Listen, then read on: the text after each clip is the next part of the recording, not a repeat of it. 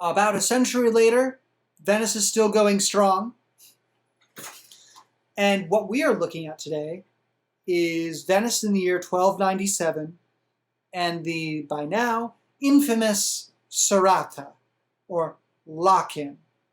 This is where, about the halfway point through the Venetian Empire, where they go from the major tensions being between populism and at least some vestige of democracy to a more stable oligarchic form of government. And that happens under the auspices of our good friend, and I am contractually obligated to call him young and vigorous Doge Pietro Grandiego, because every book I've read on Venice always describes him that way. So, under Doge Pietro Grandiego, which is a great name to say when you don't think about the person attached to the name, is that Venice consolidates executive power into the very top of the pyramid of government. It gave permanent sway to the 1% of Venetian aristocracy and merchants. They call this the Serrata, the Lockin, because I'd like to imagine a giant padlock going over a door. You know, if you were born a poor merchant's son, it is very likely you're going to die as a poor merchant. It was no longer even technically possible to rise through the ranks in the same way that had been possible even 100 years ago. So, those who are on top get richer, those who are on the bottom stay the same or get poorer.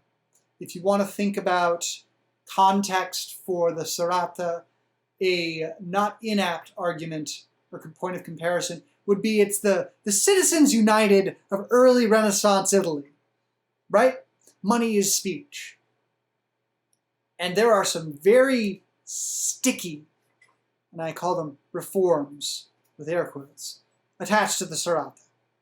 The first and most noticeable is the sort of retroactive clause, a very reactionary thing, where you can only be Doge if, or senator, by the way, if one of your family members had been in the position in the past.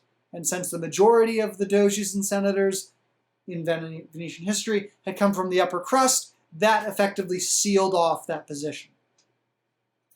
Actually, in about 20 years down the line, the Venetian government would start actively codifying, making official records of who had been Doge when, and compiling them in a text called the Libro Oro, or the Golden Book. If your family's name wasn't in the Golden Book, you weren't a Morosini or a Gritti or whatever. You're not getting anywhere near executive power. Now, you might think, well, this seems like a pretty raw deal for the people of Venice. Surely people objected to this. Well, yes and no. What the Serrata also did was shift the definition of Venetian. Venetian government prided itself on its professionalism, but also on its patriotism. And I say the patriotism without any positive connotations.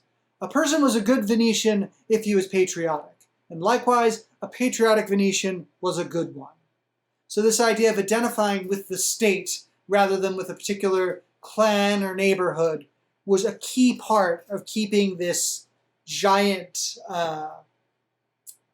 societal pyramid mortared and intact, right? The sort of idea that we're used to, we grew up in this, of defining yourself on your place of origin and being, nominally and in fact loyal to it, is something that the Venetians were very big on.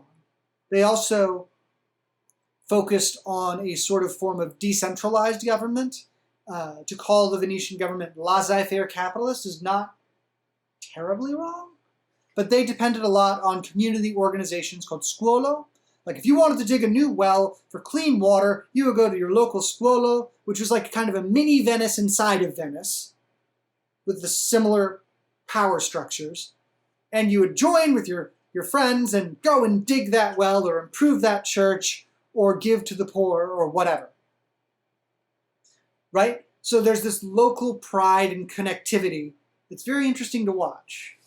And I will give the oligarchs of Venice credit where it's due, although it's not due very often, that under the Serrata, the oligarchs and rich members of Venetian society were required by law to invest in their communities and invest in the military. You had to keep at least X galleys with X fighting men under arms to make sure that you didn't accumulate too much wealth and start getting ideas. You know, keep them busy, otherwise they start thinking they can run the place. More to the point, there's some interesting little bits tacked into the Serrata, like every Venetian has the right to be a merchant. So if you're a rower on a Venetian galley and you stop by Trieste or a Greek port, you're allowed to carry one roll or backpack of stuff you can sell or buy. You know, think of it now as your own personal Etsy store, and you can trade without taxes anywhere in any foreign port with the full guarantee of Venice for your safety and profit and all that sort of thing. Which is, you know, peanuts compared to what the oligarchs are doing at the top of the pyramid, but hey, it's a living. Like to have a nice bit of supplemental income.